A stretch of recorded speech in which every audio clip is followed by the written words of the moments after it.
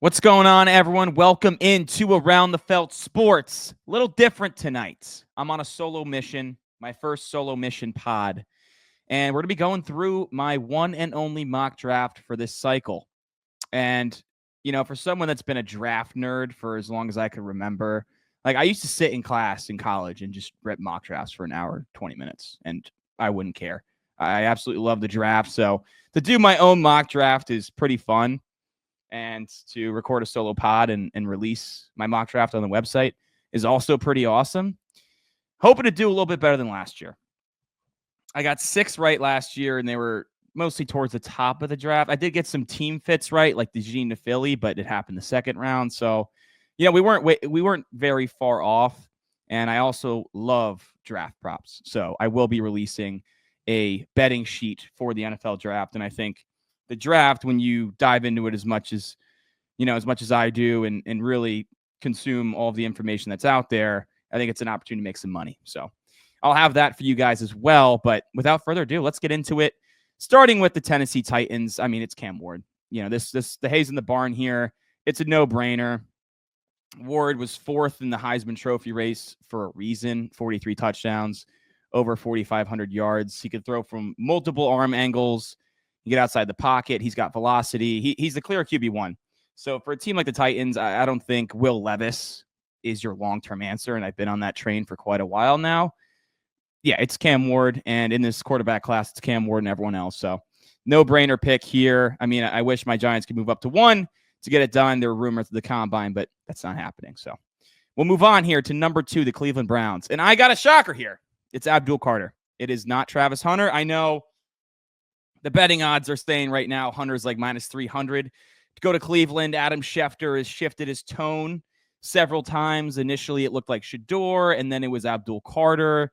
Then with bringing Garrett back, they kind of went to Travis Hunter. I don't know. I'm still going with Abdul Carter here. I think the ability to pair him with Myles Garrett, just 2 premier pass rushers for the next 5 years, one on a rookie deal, one on the absolute mega deal, makes a lot of sense. He was a unanimous All-American for a reason, had 12 sacks in his first season playing edge rusher full-time in the college football playoffs with the bum shoulder. He was electric. He has the it factor. It's just like, for me, if I'm Cleveland, like, yeah, Travis Hunter is insanely tempting. And look, like you'll see for my Giants next, obviously I have Travis Hunter. But Abdul Carter to learn from Myles Garrett for the next 5 years, and it's right there for the taking, the best edge rushing tandem in football. I think it's too good to pass up here. So Abdul Carter, number 2 to Cleveland. And then, yes, number 3 to my New York Giants, Travis Hunter. I don't think this pick is going to be Shedeur. I know a lot of Giants fans are freaking out right now that they're having this workout. I'm recording this Wednesday night. So tomorrow, Thursday, they're going to have the private workout with Shedeur Sanders. That was always planned. That does not change anything in my mind. Joe Shane spoke today, and he talked about the way they've constructed the quarterback room with Russell Wilson and Jameis Winston, that they don't have to go quarterback. They can if the value meets the caliber of player, right? But not in this instance. Shedeur is not worth number 3 when you have a chance at Travis Hunter, or, you know, what the books say right now and what the draft pundits are saying, Abdul Carter. I don't think you pass in either one of those guys in favor of Shedeur here. You have the 34th pick. You have 2 third-rounders. You have ammunition. 8 total picks in this draft. You have ammunition to get up and get a quarterback in the first round, whether that's Shedeur and you take a big jump, or whether that's a Jaylen Milroe, Jackson Dart, to be determined here. But yeah, you can't pass on Travis Hunter at 3. And I think the Giants, if they were to get him, Joe Shane said they would use him on both sides of the ball. I think they would use him more at receiver. And this is how I would use him. Hunter, full-time at receiver. You pair him with Neighbors. That's disgusting. And for Cleveland, I'd also do the same thing. And then you use him on defense 20 to 30% of the snaps. Third downs, obvious passing situations, 2-minute drill. When it's crunch time, just utilizing his ball skills on the defensive side of the ball, where he can be an elite shutdown corner, absolutely. But you're minimizing his hits that way. I just think he's so electric on offense. He's getting comps with like Odell Beckham Jr. So Travis Hunter, number 3 to the Giants. Number 4, the Patriots. Tough for them. They miss out on Abdul and Travis Hunter. They really wish that the Giants are taking Shedeur at 3. And this scenario does not happen, so the pick is Will Campbell, the tackle out of LSU. Everything I've seen is if this is not one of those two guys, it's Will Campbell. And, people want to talk about his arm length. I mean, if listen to our interview with Luke Newman that we just dropped, and he's a NFL draft prospect, interior offensive lineman out of Michigan State, and he touched on the arm length and how, at this time of year, you're going to look at guys in shorts and their athletic testing and their arm length. But at the end of the day, the tape doesn't lie. And Will Campbell was very good at LSU. A guy like a Mason Graham or Jalen Walker to add to Vrabel's defense is tempting for sure. And you don't want to take a guy because it's such a big need. But God, left tackle is such a need for this team. And you got to protect Drake May. It's too important right now. And even if Campbell doesn't work out at left tackle, I think you're going to have a very high-quality guard for a long time in front of Drake May. So Will Campbell is the pick here. And I only have 2 draft props right now. I'll get to the other one later. But the other one I have is Will Campbell, first offensive lineman taken at -200. I saw in different books like Will Campbell to go to the Patriots at -250. So for me to take first offensive lineman taken at -200, too good to pass up. So I know you're laying some juice there, but Will Campbell 4 to New England seems like it's going to happen. 5 for the Jaguars. Mason Graham, defensive tackle out of Michigan. Contemplated going a different route here. Supposedly, Jaylen Walker is gaining some steam to be the 5th pick. I wouldn't rule out Tyler Warren here either. I wouldn't rule out Armand Membou here at right tackle. But I'm going to go with Graham. If you listen to the Newman interview, he said this was the toughest guy he had to block all year. And it's not because he's physically imposing. It's not because he's an absolute monster like a Dexter Lawrence type of build, but it's how good he is with his hands and how quickly he can move in those tight areas. And he's just got an insane motor. He's a beast against the run. He's got juice as a pass rusher, which if you're going to take a defensive tackle this high, you have to have. So pairing him with Josh Hines-Allen, Trayvon Walker, and Eric Armstead on that defensive line, I'm digging it. And Jaguars' new GM, James Gladstone, couple of things. He said they're going to be adding multiple defensive linemen in this draft. So do with that what you may. Number 5, Mason Graham, the top interior defensive lineman. Staring him in the face. Makes a lot of sense. 2, the defensive lineman that they took while he was with the Rams. That's James Gladstone. Braden Fisk, Kobe Turner. Both of them 31-inch arms. Mason Graham, 31-inch arms, which is on the lower side, but clearly they struck gold with those 2 guys where they took them in the draft. So I don't think it's concern here. Mason Graham, number 5. It's the popular pick. I'm going to roll with it. Number 6, another popular pick.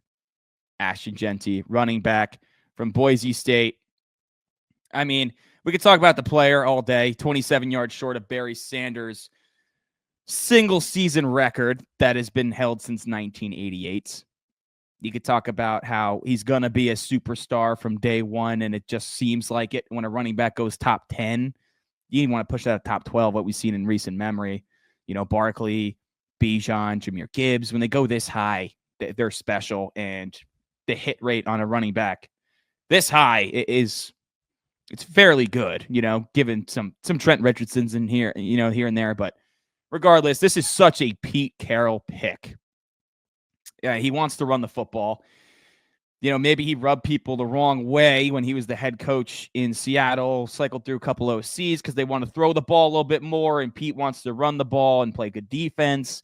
It's just the Raiders' backfield is barren of talent right now. They're going to take one. It's just a matter of whether it's at 6 or whether on day 2, I think is the real question here. But, Ashton Jeanty is a blue chip caliber player, and I think I don't mind taking a running back at 6 here, especially in this draft class when the quarterback talent is not there, given, that's also why they traded for Geno Smith. Pick number 7, the New York Jets. I went back and forth on this one several times. I had Tyler Warren, but I went Armand Membou for a few reasons. One, the temptation to pair Membou with Olu Fashanu, 2 young blue chip top 10, 11 draft picks, a left and right tackle. It's very tempting. And Membou is a natural right tackle, started there for 3 years at Missouri. You know, his relative athletic score is ridiculous, just a freak athlete, right? And I really wanted to go Tyler Warren. So I think he'd be really fun for this offense. I think he'd kill 2 birds with 1 stone. One, helping one of the worst rush offenses of football last year, which shouldn't happen if you have Breece Hall and Braylon Allen. But 2, giving Justin Fields an easy target to work over the middle of the field. And Warren's a freak with the ball in his hands. But if the Jets passed on Brock Bowers last year for Olu Fashanu, and I know it's a new regime, so that gives me a little pause, I think they're going to pass on Warren in favor of Membou. And after all, Aaron Glenn is coming from Detroit, in which they took Penei Sewell 6th overall to be their right tackle, and that worked out pretty well for them. So I think even with the new regime, they're going to lean to go with the offensive line. Number 8, the Carolina Panthers. The pick is Jaylen Walker. Another one I went back and forth on. Walker is the consensus mock draft pick. It just makes a lot of sense.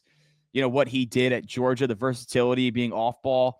And then once he got to the edge, just the juice that he showed. I mean, he's really good as a blitzer, but you're getting picked 8th overall to be primarily an edge rusher. And that's what he's going to do. And this defense was the worst in football last year, one of the worst ever. They desperately need help on the edge. Getting Derek Brown back on the interior is going to help a lot, particularly against the run. You know, if Mason Graham falls here, is it a conversation between him and Jaylen Walker? I think absolutely, and I'd consider Mason Graham. But Walker's a freak, and you know what? Taking defenders from Georgia usually pans out. So Jaylen Walker's the pick here for the Panthers. At number 9, the New Orleans Saints. This one got really dicey. Definitely had to change my pick with this Derek Carr news coming out. Who knows if Derek Carr actually has a bum shoulder? I don't know how that happened. He's recovering from a different injury, a broken bone. I think it was a broken wrist or no, broken hand. I don't know how he hurt his shoulder. People are starting to murmur that it's a play to get out of New Orleans. He does not want to be a bridge, and he sees the writing on the wall that New Orleans is taking a quarterback for sure. But with all this coming out now, you're just kind of leading the Saints towards taking one earlier at number 9 in particular. Or maybe they move up, right? I'm not projecting trades in this mock, but potentially they move up. But the pick here is Shedeur Sanders, the quarterback out of Colorado. I like Shedeur's game. I just don't know how high his ceiling is, right? Like, he's definitely accurate. He can extend plays, not to a degree of like a Caleb Williams from last year or Jaden Daniels, but he can. And his offensive line was just garbage, absolute garbage. So he's already kind of dealt with a lot of offensive line issues, which you're going to see if you're getting picked top 10 most of the time. So his ability to deal with the pressure is a positive. Just a couple concerns with his offense that they ran under Pat Shurmur there in Boulder. A lot of screen passes, a lot of the yardage, a lot of his passing yardage was after the catch. He did have a phenomenal receiving core, you know, even outside of Travis Hunter. So a couple concerns there for me with Shedeur. He doesn't have the elite traits you look for when you're taking a quarterback top 10, but you know, I kind of like his traits a little bit better than Bryce Young, and he went number 1, but Bryce Young was more accurate, played in more big-time games, played at Bama. I get it. Won a Heisman. I get it. Shedeur was a second-team All-American for a reason, though. So we're going to go Shedeur Sanders to the Saints. At number 10, the Chicago Bears. You guys ready for this? Running back, TreVeyon Henderson from Ohio State. No, it is not Omarion Hampton, the second back off the board. It's TreVeyon Henderson. Might seem like a shock to you, but you got to hear me out here. Couple of things. One, Ben Johnson coming over from Detroit. They took Jahmyr Gibbs 12th overall, seemed like a reach. Gibbs has that home run speed. He looks like he's moving faster than everyone else on the field. Henderson has that. Daniel Jeremiah, probably the guy I respect the most in the draft community. He mentioned on his Move the Sticks podcast just recently, teams are trying to find guys that turn those 4-yard runs into 12-yard runs. Not necessarily those 40-yard runs into 60-yard runs, but the 4 into 12. Not from breaking tackles like maybe an Ashton Jeanty, but dudes that just move a little faster than everyone else, and they can kind of get that edge and get that extra yardage and convert a first down, right? Henderson has that. Third, and finally, and this is what sold me. Maurice Jones-Drew, former running back for the Jacksonville Jaguars, an absolute freak of nature back in his day. NFL Network analyst now. He played for Eric Bieniemy, who is now the Bears running backs coach. And they have a tight relationship, and they talk backs all the time. Maurice Jones-Drew said he's had, I think it was a 30-minute conversation with Bieniemy just on Henderson.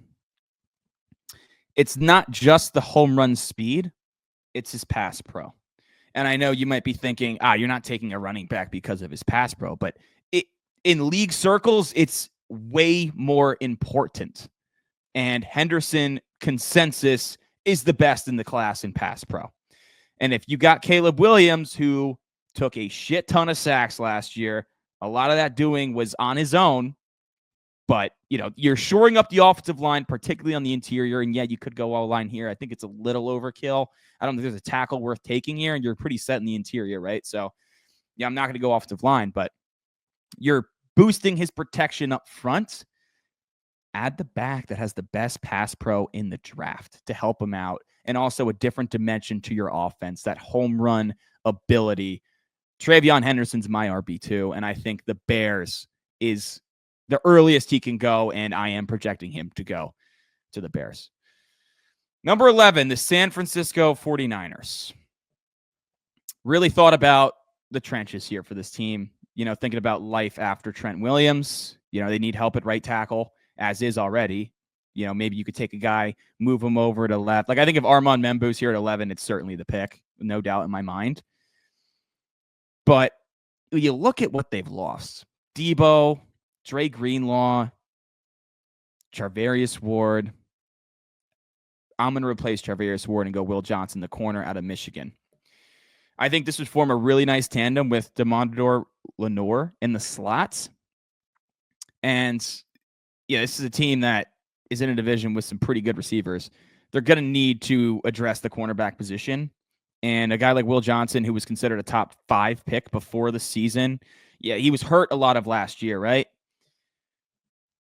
And there are questions about Johnson, particularly in man coverage and his straight line speed. He did not run a 40 at his private workout that he held for teams earlier this week. And that makes sense. But reports coming out were that Johnson was running in the mid to high 4.5s, which is not good. And that would only hurt his draft stock. I don't know how that gets out. I don't know who on his team is leaking that information. I don't know who within, the Michigan circle might be leaking that. It doesn't make any sense, but it got out that he was going to run a high. If he was running in the 4.4s, he would have ran the 40 and silenced the doubters and solidified the top 10 pick status. But he didn't do that. So I think there is some truth to that.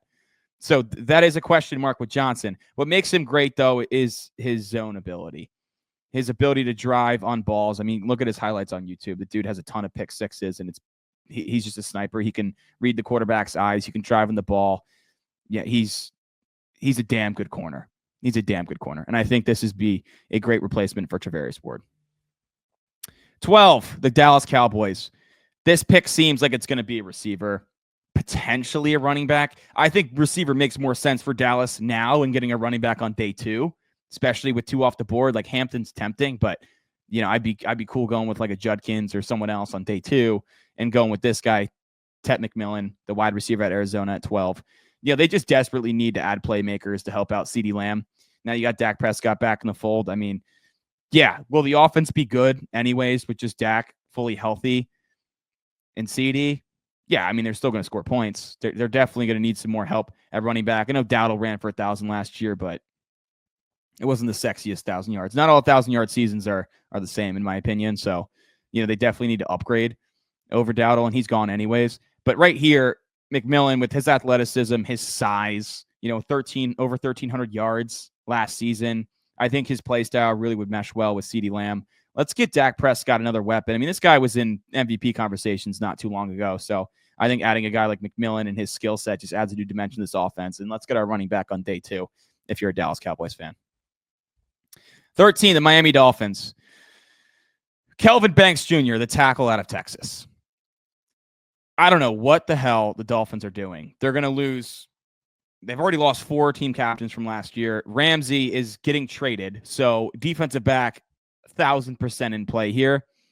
Jahdae Barron was definitely tempting, but I went with Banks because you also lost Teron Armstead with retirement.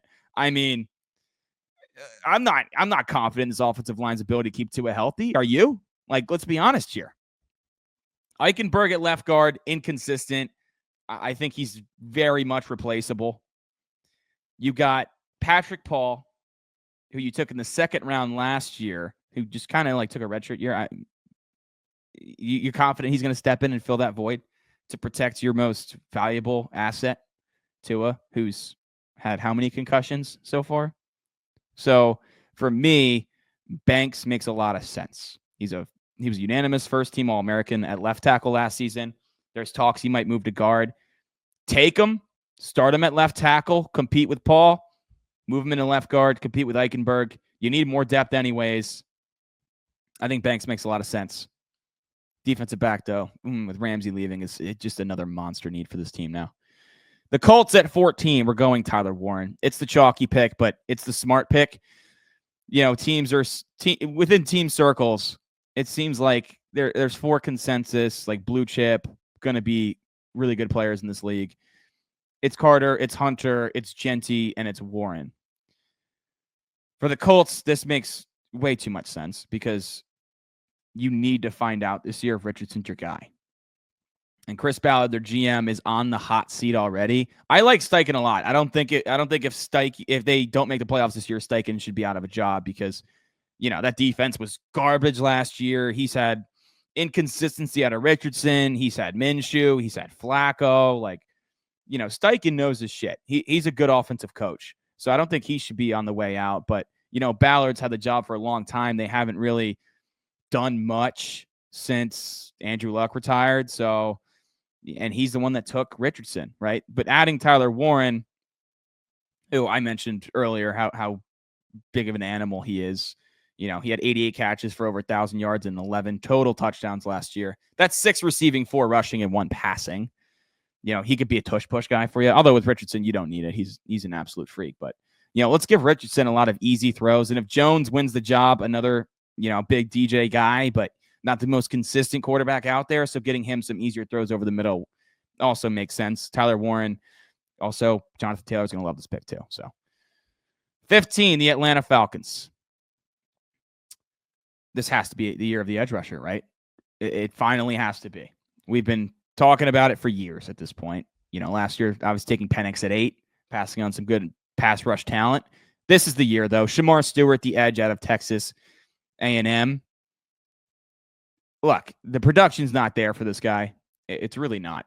At the end of the day, when you have a relative athletic score that is one of the best all time at your position, and that goes back to the late 80s, particularly as an edge rusher, you're going to get picked high. That's just how it works.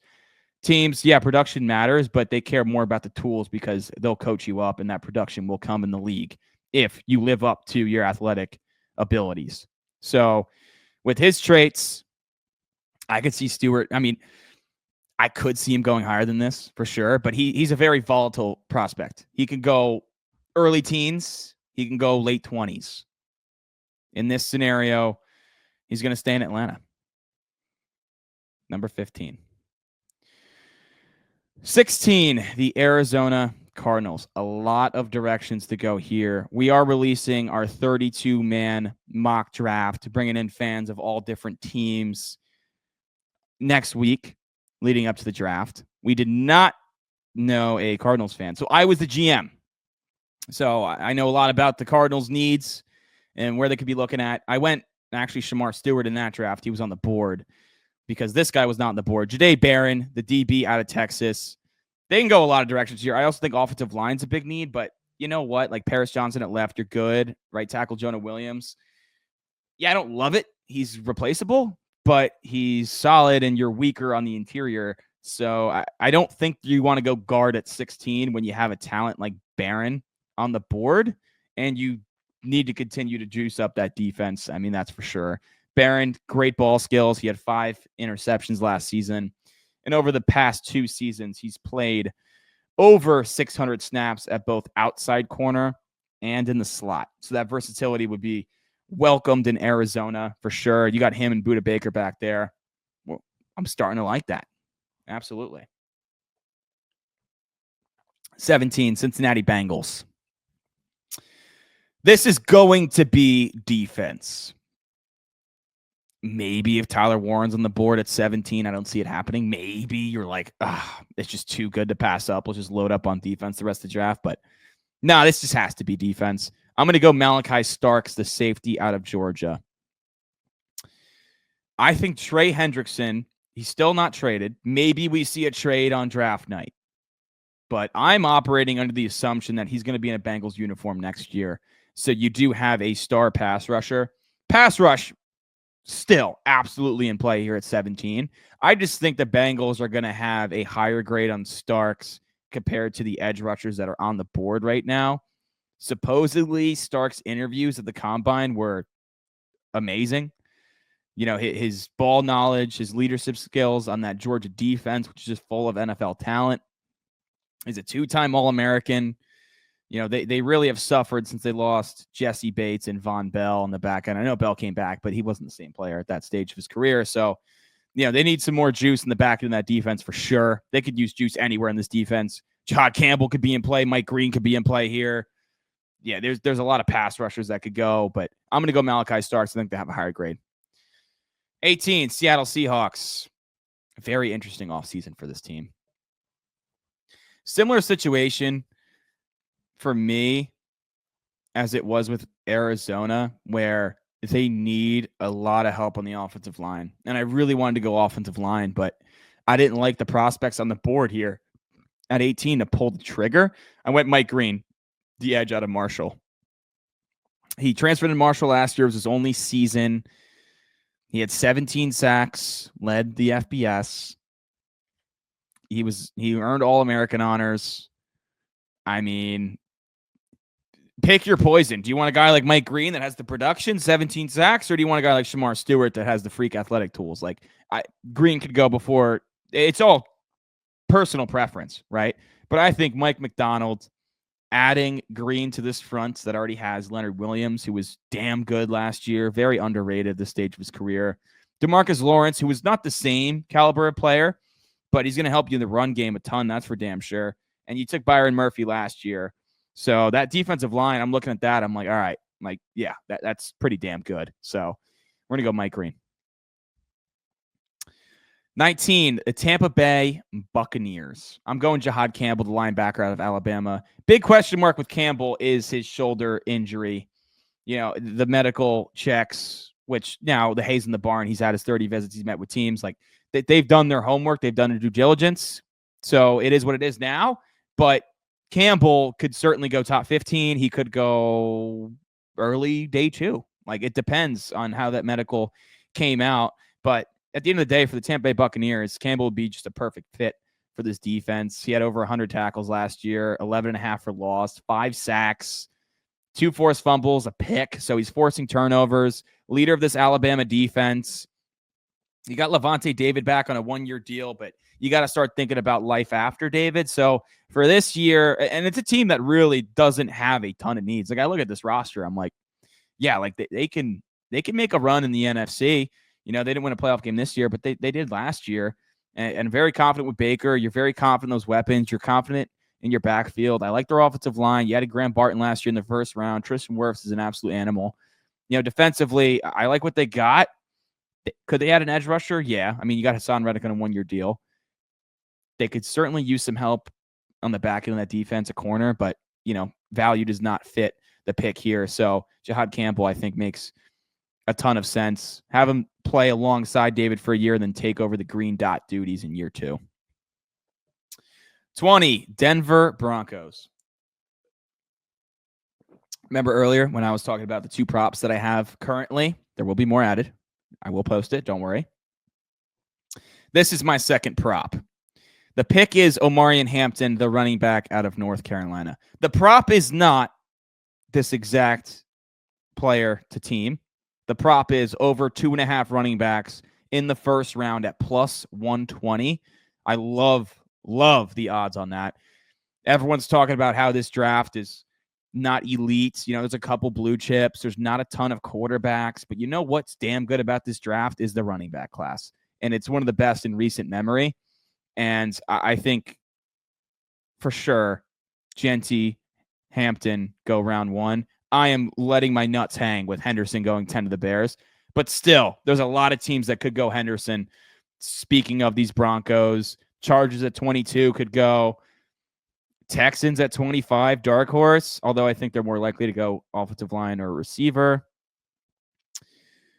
The Commanders. The Bills, watch out, James Cook. I don't know if he's going to get that $20 million deal he's looking for. Maybe the Bills just retool. Chiefs need a running back as well. I'm not sold on Pacheco as a long-term solution at this point. I know he's beat up last year. So you have some teams that could go running back. That's why I love over 2.5, especially given the talent of this class. But Hampton going to Denver, I know Broncos fans, you might have some PTSD with this one. Departure of one UNC back, Javonte Williams, didn't really work out in your favor. But here comes a younger and better UNC back. Hampton's very polished. Some guys don't like him as much as others. Like, he's the consensus RB2, it seems like, but some guys have him more in that 5, 6, 7 range, like Maurice Jones-Drew did. And it's just about his ability to move in small areas, right? Like juking people while you're in a phone booth, right? He doesn't have that per se, but when he gets going downhill, he's really tough to stop. He had over 2,000 total yards and 17 touchdowns last year for the Tar Heels. And that was without Drake May in the picture. He's 220 pounds. He ran a 4.46. So that kind of, in my mind, solidified him as a first-round pick with those measurables. And you pair that with the production. So this is nice for Bo Nix, adding another weapon for him. They already have one of the best defenses in the league, so I don't think this would be defense. I think you're thinking about helping Bo Nix here. Hampton is the guy, although Loveland is tempting as well. 21, the Pittsburgh Steelers. No, they are not going quarterback at 21. I don't think they do it. This is a very similar range where they took Kenny Pickett. I don't think they're going to be sold on Jackson Dart here. I really don't. Dart has his lovers, has his haters. I don't have Dart going in round 1 here, by the way. So I'll get my Dart thing out now. The Ole Miss offense has just not produced a starting NFL quarterback. It's Lane Kiffin's a genius in the college game, but his offense does not translate to the NFL. It's a lot of one read, a lot of quick throws, ball out, let your receivers do the work. He draws up these concepts to isolate a receiver, and it's his go-to guy. So Dart wasn't necessarily asked to go through progressions and go from 1 to 2 to 3 across the field and make some big time. He did make big time throws, but not as much in that regard. So that's going to be like, who knows? Can he do it? Potentially. We just don't know, right? We haven't seen it. He has the arm talent. He could move. He could run. He's a big dude. But I don't think the Steelers go with a quarterback here. They got to find out about Aaron Rodgers before the draft, right? They're not going to just go into the draft with Mason Rudolph. I don't think. Maybe if they do go in the draft with just Rudolph and maybe Rodgers is actually going to retire. And then maybe they do go Jackson Dart. But yeah, I'm going to go Walter Nolan, the defensive tackle out of Ole Miss. He was the number 1 recruit in the 2022 class. Really put it all together for the Rebels in 2024. Speaking of Ole Miss, we're going to go a different Ole Miss player here. He was a first-team All-American, led the SEC with 12 tackles for loss from the defensive line position. You got Cam Hayward, who's, 35, 36 now? You got to start thinking about life after him, similar to Tampa Bay with going Jahdae Campbell. So, you got Highsmith and TJ Watt in the edge still. Add Walter Nolan, who's just a freak athlete, next to Cam Hayward, and the Steelers defense should get back on track in 2025. The Los Angeles Chargers at pick 22 Colston Loveland, the tight end out of Michigan. Harbaugh gets his guy. And if Loveland falls to 22, there is no doubt in my mind he is the pick. The bigger question is he going to get here? I'm seeing reports that some teams have him as a top 10 prospect. Positional value will slide him down the board. He won't go top 10. Dark horse Chicago at 10, though, potentially. Maybe the Colts like Loveland more than Warren. Maybe Loveland's the first guy off the board. I don't see it happening. I still have Tyler Warren as my number one tight end, but, Loveland's just a phenomenal player. His 2024 stats will not tell the story. The quarterback play was just so trash at Michigan. It was ridiculous. But he's a former first-team All-Big Ten tight end. He went to work with J.J. McCarthy. He's got an insane catch radius. He's a great route runner. This would be a phenomenal piece for Justin Herbert and this Chargers offense. Jim Harbaugh gets a Michigan man here in Colston Loveland. 23, the Green Bay Packers. I hate my pick because I don't think it's going to happen, but I think it'd be a great pick for him. I think they're going to go with a defensive lineman, partly, but I'm going to go Matthew Golden, the wide receiver out of Texas, because I really want to see it happen. Cornerback also in play, especially if Jair Alexander gets traded, maybe not during Thursday night, round 1, but maybe on day 2, Jair's on the move and they do go corner at 23. He's still on the roster, though, so I'm going to assume that Jair is going to be playing for the Packers in 2025. So I'm going to go and give Jordan Love another weapon in Matthew Golden.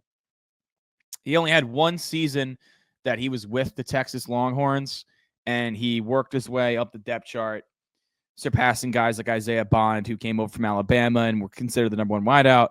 And he ended up becoming the go-to man for Ewers, and he was awesome in the college football playoffs, made a play that just saved their season. He's an elite route runner.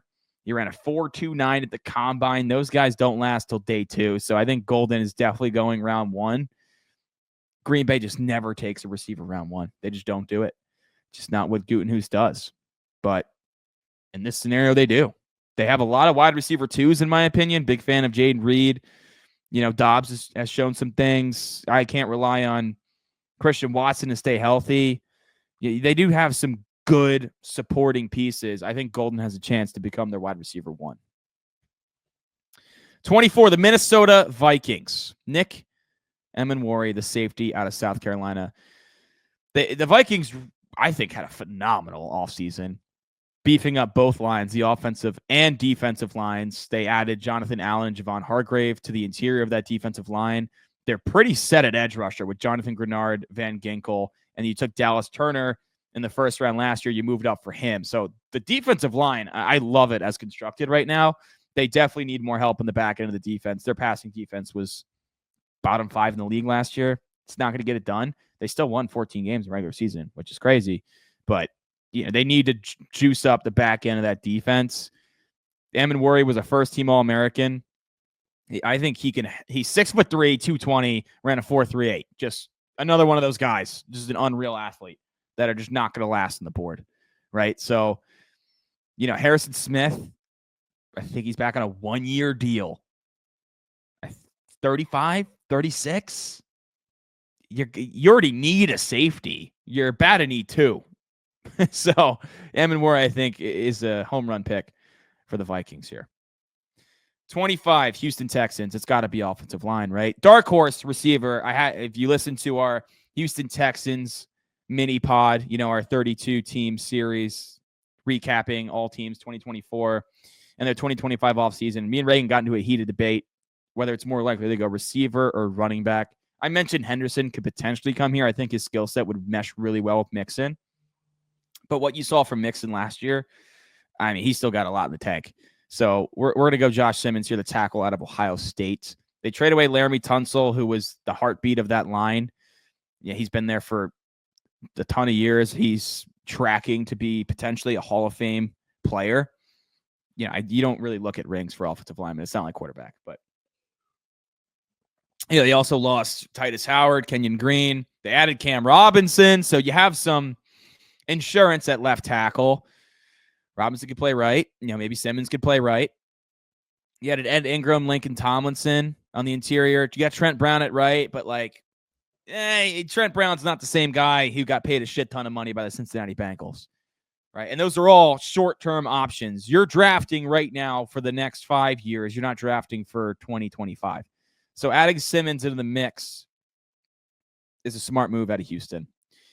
He would not be here on the board at 25 if he had not gotten hurt. I think he tore his patellar tendon in his knee. I know it was a knee injury. I don't think it was an ACL. I think it was a patellar tendon. And he was putting up some phenomenal tape as a starting left tackle for the Buckeyes last season until that unfortunate injury. And he could have been the top tackle taken. He's a pure natural tackle where there's question marks with a guy like Will Campbell that he might slide inside the guard. You're seeing that too with Kelvin Banks. But Simmons, pure tackle. You got to protect C.J. Stroud. The protection wasn't great last year. I just think it's nuts they trade away Tunsil. So you're going to need a long-term solution there, left tackle. C.J. Stroud, after that sophomore slump, you got to get him back on track. So we're gonna add a tackle here. 26, the Los Angeles Rams. Dark horse for quarterback. Very much a dark horse for quarterback. Stafford's back, but it's on a 2-year deal. Jackson Dart is tempting. I think if he sat behind Stafford for 2 years and took over in the McVay offense, that might be the best spot that Dart could go to. But I think with Stafford back on a 2-year deal, the Rams have a lot of really good contracts on the books because they've just been smashing the draft recently. Like Les Snead and McVay have been cooking, and that's all the way down the board. Like, look at their hits the past 2 years. Look at their drafts. It's unreal. So I think they're in a position where they're trying to win now. Just a couple months ago, they were the team that gave Philadelphia the biggest run for their money in the postseason. They almost had them in Philadelphia. I think it's going to be a win now type of move, which is why I'm going Emeka Egbuka, wide receiver out of Ohio State. He's never been the wide receiver 1 for the Buckeyes. You had Marvin Harrison Jr., Garrett Wilson, Chris Olave. Just recently, Jeremiah Smith, one of the best wide receiver prospects we've ever seen. Dude was unreal as a rookie. But he's been a leader of that team. He's a really good route runner. He has a ton of experience both in the slot and outside. So, you got Puka who can work in and out. You have Devontae Adams, who's going to be strictly on the outside. Yeah, maybe you bump Adams in and play some slot too. But if you add Emeka Egbuka with his consistency, his route running ability, the fact that wide receivers out of Ohio State rarely miss, his versatility as well in that wide receiver room, sheesh, I think Stafford's going to go absolutely nuclear in 2025. 27, the Baltimore Ravens. The pick is Gray Zabel, the interior offensive lineman out of North Dakota State. I was debating between him and Tyler Booker. I went with Zabel. He has played left tackle, but he's also played on the interior. He's going to be an interior guy in the league. There's no doubt about that. He's just an absolute mauler in the run game. And for a team like Baltimore with Lamar and Derrick Henry, it would just be so welcomed. It just seems like a Ravens pick. They lost Patrick McCarry in free agency. They need a guard. You're probably okay with what you got, but they're definitely going to add some offensive line talent in this draft. They're going to do it here at 27 with Zabel. 28, Michael Williams to the Detroit Lions, the edge rusher out of Georgia. Love this fit. Michael Williams, another guy like Shemar Stewart, could go up towards 10, could go where he is in this scenario, 28 to Detroit. This team does not have a lot of needs, but a running mate for Aiden Hutchinson is definitely at the top of that list. And Michael Williams, similar guy to Shemar Stewart, did not stuff the stat sheet per se, but he was an absolute force last year in that Georgia defense.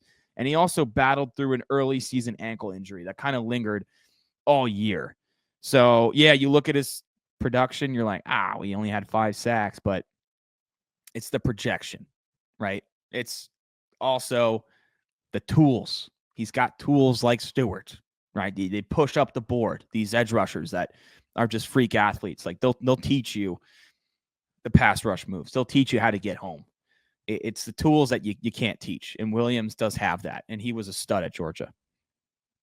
29, the Washington Commanders. I would hate this pick as a Giants fan, but it's going to be James Pierce Jr., the edge rusher out of Tennessee. When you look at this offseason for the Commanders, it's been strong. Laramie Tunsil as your starting left tackle now. I mean, that is awesome. They've really shored up the offensive line rather quickly. Like, it took them like 2 off seasons to have this unit good. Now, maybe Jayden Daniels hides some of those deficiencies. Not maybe. Actually, he definitely does. But, offensive line is pretty good right now. Like, you could add a guard, but I think the talent of James Pierce Jr. here at 29, just based purely off his talents, he could be a top 15 pick. There's no doubt about it. He's a former 5-star recruit. He has all the tools. His pressure rate last year, 21%, was 3rd highest in the country, according to PFF. If there's going to be a culture that gets him right, if it's not Detroit at 28 with Dan Campbell, I think with Dan Quinn, 29 the Commanders, it just makes sense for both parties, to be honest with you. I think Quinn can definitely help Pierce reach his full potential. And this team, I think their biggest need, they could add defensive backs, but their biggest need, I think, is adding some more juice on the pass rush. And, trying to get home to the quarterbacks in your division, Dak Prescott, Jalen Hurts, and I guess Russell Wilson, right? Giants country, let's ride. All right. Home stretch here. 30, the Buffalo Bills. Oh, I love this pick. Luther Burden III, the wide receiver out of Missouri. Bills GM Brandon Beane has talked about the need to add more weapons for Josh Allen. I don't think Josh Palmer, although a solid player, was exactly what he meant by that. Burden, if he came out last year, he would have been a top 15 pick. I think he very much could have went 8 to Carolina in this if the draft board was the same, right? Just because 2023, he had over 1,200 yards, 9 touchdowns, 2nd-team All-America. He was a freak of nature. He was the Missouri offense. This past season kind of took a step back. The offense wasn't good. The quarterback play wasn't good. Missouri wasn't that good, right? So everyone took a step back, and it's just like, okay, like similar with Will Johnson, like we're going to go back to the 2023 tape, which was just elites, right? Like you're going to do that. With Drake May last year, like his final season in college wasn't as good as the year prior. He lost a lot of talent around him. Shit like this happens. But Luther Burden, his explosive ability, his speed, his downfield route running, he could become Josh Allen's best friend. And I know they just took Keon Coleman with their first pick last year. I like Keon. Go Sparty. But Burden's a different type of receiver, and I think he has a higher ceiling. He's certainly going to be more consistent than Keon, I believe. But now you look at that room and you're like, you know what? You just extended Khalil Shakir.